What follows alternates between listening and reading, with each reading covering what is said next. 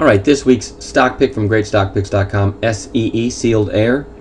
We're trying to send out one a week. It's been tough because the market gaps up or down, rendering our picks almost irrelevant on these prices based on the daily chart. So we're doing 99% of our stuff is based on something we find on an intraday basis, but we still start our day with a list of charts that kind of start our watch list for the day, and then we'll add as the scanners pick up ideas on the way along the way. But like for instance, for Monday, we have three stocks on bounce watch that are semi beaten up over the last few days, and we have a specific way where we play bounce plays as the day unfolds.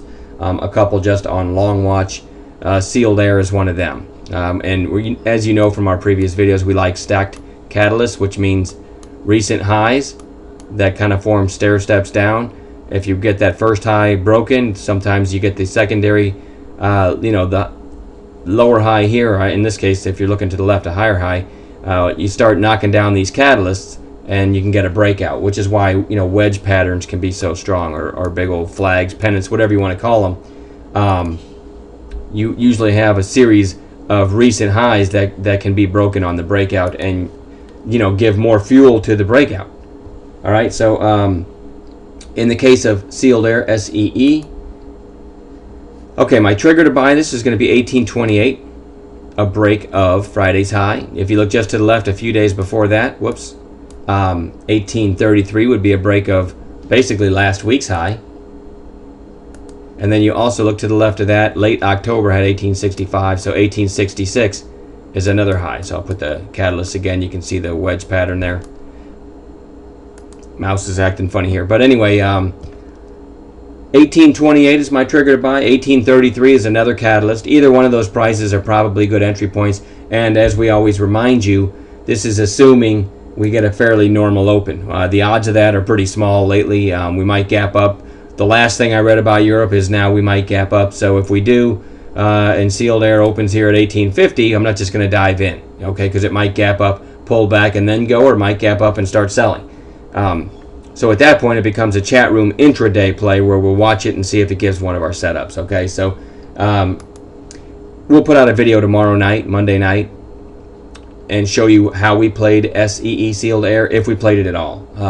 Again, if it gaps up or gaps down, it may never give us an entry. There's been days where we'll have 5 stocks on watch going into the session, and we might make 2 or 3 trades on symbols that we weren't even watching, and none of the watch list from overnight even gets touched. So it all depends. Again, to me, we're 99% finding stuff on an intraday basis, but this is an interesting chart. And again, we have a few bounce plays that are interesting. I would put out some of the bounce plays in these videos, but they are really dependent on intraday setups.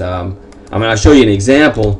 Activision. Okay, Activision was climbing into the release of Call of Duty Modern Warfare, whichever Call of Duty that is, 4, 5, 6, whatever it is, and a nice run up into it. And then here you can see where they finally came out with the game and had, I think, blockbuster huge sales, but it had a big run up going into that. Now you've got 4 days down in a row. So Activision, ATVI, is an example of one that we have on a potential bounce watch for Monday.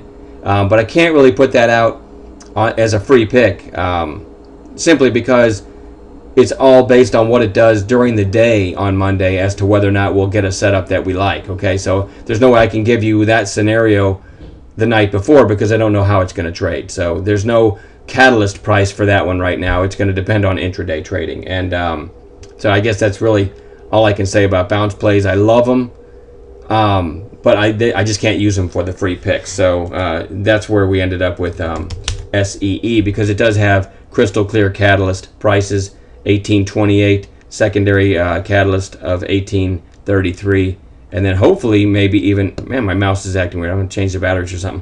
1866. Hopefully we get through that, and you could even make the argument that 19 here had resistance here and here, and if it gets up over that, could be a big breakout. Now the numbers I've just given you could happen all in one day, or could happen over the series of a week.